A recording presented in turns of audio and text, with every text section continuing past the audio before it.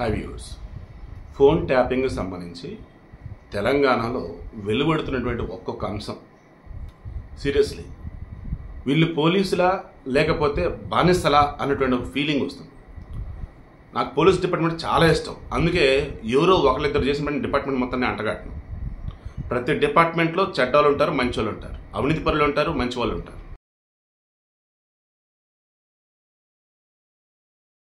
అలాగే ఇందులో కూడా అఫ్ కోర్స్ పోలీస్ డిపార్ట్మెంట్ కూడా ఎక్కువ ఉంటారు. మరి ఎందుకో డిపార్ట్మెంట్లో జాయిన్ అవ్వటానికి ముందు ప్రాణాలకు తెగించి మరి ప్రజలను కాపాడదాం, వ్యవస్థని ప్రాపర్గా సెట్ చేద్దాం అనుకుంటారు. అందులోకి వెళ్ళాక ప్రమోషన్లో, ట్రాన్స్ఫర్లో ఇంకా వేరే మరి ఏంటో కానీ పై అధికారులు ఏది చెప్తే అది అండ్ రాజకీయ నాయకులు ఏది చెప్తే అది ఫాలో అయిపోతూ ఉంటారు. మన సినిమాలో చూస్తాం, రీలో కూడా చూస్తాం. అధికారంలో ఎవరుంటే వాళ్ళకి తగ్గట్టు పనిచేస్తూ ఉంటారు. అధికారం మారాక ఏగానే మళ్ళీ కొత్తగా వచ్చిన వాళ్ళకి సంబంధించి సీరియస్ ఒక డిపార్ట్మెంట్ ఏదైనా ప్రక్షాళన జరగాలంటే ఈ న్యాయ వ్యవస్థ సంబంధించి కోర్టులు, ఈ పోలీస్ స్టేషన్ ఇక్కడ ప్రక్షాళన జరగాలి.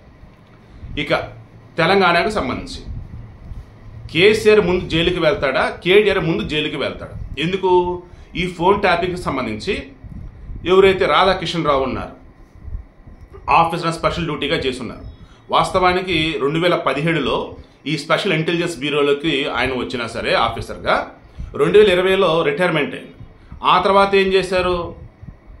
వడ్డించేవాడు మనవడైతే చివరి బంతిలో కూర్చున్న పంచపక్ష పరమాణాలు విస్తరణలో ఉంటాయన్నట్టు ఆఫీసర్ని స్పెషల్ డ్యూటీ అన్నట్టుగా నియమించేస్తున్నారు. ఎందుకు? ఏంటంటే రిటైర్ అయినా సరే ఆయన సేవలు మాకు అవసరం, అధికారంలో ఉంది మేం కదా, సో రూల్స్ పాస్ చేసాం. అలా 2023 ఆగస్టు వరకు ఆయన కంటిన్యూ అయ్యారు. ఎవరు? రాధాకిషన్ రావు. ఎందుకు? ఏంటి అంటే 2016లో ఏమంటారు తెలంగాణ ఫామ్ అయింది 2014 జూన్ 2. ఓకే, ఆ తర్వాత మరి కేసీఆర్ ఏమనుకున్నారో ఏమో కానీ ఆయన పార్టీలోకి చేరికలు రావాలి, పార్టీని స్ట్రెంథన్ చేసుకోవాలంటే ప్రతిపక్ష వాళ్ళు ఏం చేస్తున్నారు ఏంటి అని చెప్పేసి అనుకోవాలనుకున్నాడో మరి ఆయన కేటీఆర్ ఇప్పటికీ ఆ విషయంలో క్లారిటీ రాదు. బట్ సుప్రీమో బీఆర్ఎస్లో ఉన్నటువంటి ఒక సుప్రీమోకి మేము అన్ని నివేదికలు ఇచ్చేవాళ్ళం. సో దీన్ని బట్టి ఇంకా అర్థం చేసుకున్నాడు సుప్రీమో ఎవరు, కేటీఆర్ కేసీఆర్. 1 by 1 చెప్తా.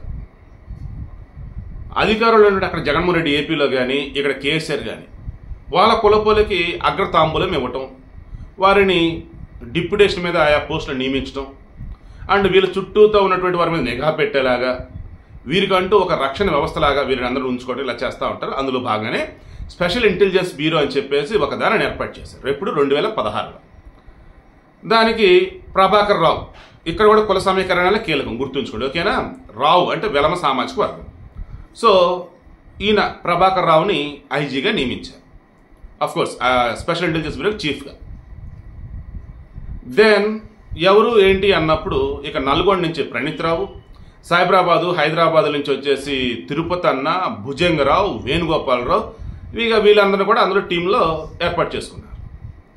ఇక రాధాకిషన్ రావు, భుజంగరావు, వేణుగోపాలరావు, తిరుపతి అన్న వీళ్ళందరూ కలిపి ఇంకేం చేసేవాళ్ళు? ప్రతిపక్షాల మీద నిఘా పెట్టడం, బాగా డబ్బున్న మీద నిఘా పెట్టడం, మొన్న కొన్ని విషయాలు బయటకు వచ్చాయి, హవాలా చేసేవారి మీద నిఘా పెట్టడం, ఇలా చేసి ఆ డబ్బుని వీళ్ళు వాడుకున్నారు, కొంత పొలిటీషియన్స్కి ఇచ్చున్నారు, కొంత అవతల వాళ్ళు ఏమో బ్లాక్ మనీ కాబట్టి నోరెత్తలేరు. ఇలా కొంత వాడుకున్నారా? 2018 అసెంబ్లీ ఎన్నికలు, ముందస్తు ఎన్నికలు కదా అప్పుడు తెలంగాణలో. అప్పుడు శేరిలింగంపల్లి నుంచి భవ్య సిమెంట్ పర్సన్ ఆనందర ప్రసాద సమ్ పర్సన్ ఆయన పోటీ చేస్తున్నప్పుడు టీడీపీ తరఫున ఆయనకు సంబంధించి ఫోన్ ట్యాప్ చేసి నిఘా పెట్టి 70 లక్షలని సీజ్ చేయడం జరిగింది. తర్వాత ఆఫీసుకి వాడుకోవాల్సిన డబ్బుని హవాలా మార్గం అక్రమ డబ్బు అంటూ వీళ్ళు V6 ఛానల్ ఉన్నారు కదా, వివేక్ గడ్డ Vivek, I think so Vivek, వాళ్ళ ఆఫీస్ డబ్బులు కూడా అకౌంట్స్ రిలేటెడ్ కానీ కరెక్ట్గా ఉన్నా సరే లేదు అక్రమ డబ్బు అని చెప్పేసి అలా కొంత సీజ్ చేశారట. మొన్న మునుగోడు ఉప ఎన్నికప్పుడు ఈ కోమటిరెడ్డి రాజగోపాల్ రెడ్డి వాళ్ళకి సంబంధించేసి 3 కోట్ల పైచిలకు డబ్బు వాళ్ళ టీం మీద నిఘా పెట్టేసి ఆ డబ్బు. ఇక మునుగోడు అయిపోయింది కదా. అఫ్ కోర్స్ అంటే నేనేం చెప్తున్నానంటే 1 by 1 కాకుండా ఓవరాల్గా చెప్తున్నాను అనమాట. ఓకేనా? అంటే ఆర్డర్ వైజ్ రాకుండా. మునుగోడు వచ్చేసి మన 2022, అంతకుముందు దుబ్బాకు ఉంది, రఘునందన్ రావు పోటీ చేసింది. అక్కడ కూడా రఘునందన్ రావు వాళ్ళ యొక్క రిలేటివ్స్ ఎవరైతే ఉన్నారో వారి మీద నిఘా పెట్టేసి ₹1 90 లక్షలు అక్కడ అది సీజ్ చేశారు. ఎన్నిక ఏదైనా సరే బీఆర్ఎస్ఏ గెలవాలి. బీఆర్ఎస్ కాకుండా అవతల వాళ్ళంటే స్ట్రాంగ్ క్యాండిడేట్లు అనుకుంటే వారి యొక్క బంధువుల ఫోన్ల మీద ట్యాప్ చేయాలి, నిఘా పెట్టాలి, డబ్బు కనుక తీసుకెళ్తుంటే దాన్ని సీజ్ చేయాలి. వీళ్ళు టార్గెట్ చూడండి అసలు ఎంత ఇదిగా ఉందో. వీళ్ళు పరీక్షలు రాసి ఫిజికల్ టెస్టులు పాస్ అయ్యి పోలీసులు అయ్యింది ఎందుకండి? ప్రజలను రక్షించడానికి, వ్యవస్థను కాపాడటానిక, లేదంటే అధికారంలో ఉన్నవాడు ఏది చెప్తా చేయటానిక? బీఆర్ఎస్ పార్టీనే గెలవాలి. ఇంత దారుణమా? ఈయన రాధాకృష్ణరావు చెప్తున్నాడు ఇప్పుడు ఎవరైతే ఉన్నారో, వాస్తవానికి ఫస్ట్ ప్రణీత్రావు అరెస్ట్ అయ్యాడు. దెన్ హార్డ్ డిస్క్లు ఏంటి, ఎవరెవరు ఫోన్లు ట్యాప్ చేసింది ఏంటి, అండ్ ఎక్కడెక్కడ వార్ రూములు సెట్ చేసింది ఏంటి, ఎంతమందిని రిక్రూట్ చేసుకున్నది ఏంటి దీనిలో, అండ్ ఎవరెవరు ఫోన్లు ట్యాప్ చేసింది ఏంటి, లైక్ అవన్నీ చెప్పుకుంటూ వచ్చున్నాడు. ఆ తర్వాత భుజంగరావు అండ్ తిరుపతిని అరెస్ట్ చేశారు. ఫస్ట్ ప్రణీత్రావు సస్పెండ్ అయ్యాడు. ఒక పోలీస్ ఆఫీసర్కి సంబంధించి వాళ్ళని కనుక అదుపులోకి తీసుకొని కస్టడీలో ఉంచి విచారిస్తున్నా కానీ 48 అవర్స్ కనుక దాటితే వాళ్ళు సస్పెండ్ చేస్తారట. సో ఆ ప్రణీత్రావు సస్పెండ్ అయ్యాడు. నెక్స్ట్ భుజంగరావు తిరుపతి సస్పెండ్ అయ్యారు. ఆ నెక్స్ట్ వచ్చేసి మన ఇంకో ఇద్దరు అరెస్ట్ అయినారు. ఇప్పుడు అందులో రాధాకృష్ణ మరలా ఇప్పుడు మెయిన్గా ఏంటి, 2021లో హైదరాబాద్ మీద మంచి గ్రిప్ ఉన్నటువంటి టాస్క్ ఫోర్స్లో చేసినటువంటి గతంలో రాధాకృష్ణతో కలిపి స్పెషల్ ఆపరేషన్స్ అవి చేసేవాళ్ళట.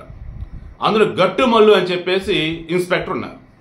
అతనికి ప్రమోషన్ టైప్ ఇచ్చేసి డిఎస్పీ క్యాడర్లాగా అలాట్ చేసేసి అతనిని తీసుకుని వచ్చి ఈ టెక్నికల్ టీంలో ఉంచేసి హైదరాబాదులో ఎక్కడ కూడా బీఆర్ఎస్కి వ్యతిరేకంగా ఎవరు ఉండొద్దు, ఈ డబ్బుకు సంబంధించి బీఆర్ఎస్ వ్యతిరేకంగా అటు ఇటు మూవ్ కావద్దు అన్నట్టు అతనితో మరలా ప్రత్యేకంగా నిఘా పెట్టేసి అరలా మరికొన్నిసార్లు అట. ఇలా చెప్పుకుంటూ పోతే దేవుడా ఘోరాతి ఘోరాలు. నేననే ఒక న్యూస్ వచ్చింది.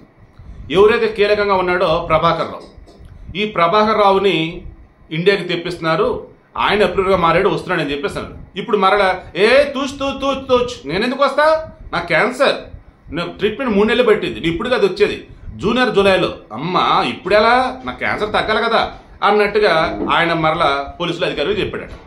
మేబీ ప్రభాకర్ రావు వస్తున్నాడు, అప్రూవ్గా మారుతున్నాడు, లొంగిపోయాడు అన్న వేళ హింట్ ఇస్తే ఎవరైనా కొత్తగా బయటకు వచ్చి చెప్తారని అనుకున్నారో, డోంట్ నో ఎగ్జాక్ట్లీ. సో ఆయన అయితే ఇప్పుడు రావట్లేదు. ఈ రాధాకృష్ణరావు, భుజంగరావు, తిరుపతన్న, ప్రణీత్రావు వీళ్ళంతా పోలీసుల అదుపులోనే ఉన్నారు. రాధాకృష్ణరావుకి సంబంధించేసి ఆల్రెడీ రిమాండ్ రిపోర్ట్లో జడ్జి ముందుంచేసి ఇదిగో ఈ విషయాలు అసలు వ్యవస్థను భ్రష్టు పెట్టించారు, అసలు మొత్తం ఇల్లీగల్ రిలేటెడ్గా అన్ని దారుణాలు చేస్తున్నారు, సో ఖచ్చితంగా ఇతను మా కస్టడీకి ఇవ్వండి, రిమైనింగ్ అంశాలు మేము ఇంకా చాలా సేకరించాల్సి ఉందని చెప్పేసి పోలీసు జడ్జి ముందు చెప్తా ఉన్నారు. నాకు తెలిసి ఈ వీడియో వచ్చే సమయానికి రాధాకృష్ణ కూడా పోలీసు కస్టడీ కూడా ఇవ్వచ్చు. సో వీడియోకి ఇంట్రెస్ట్ మీకు అర్థమైంది కదా.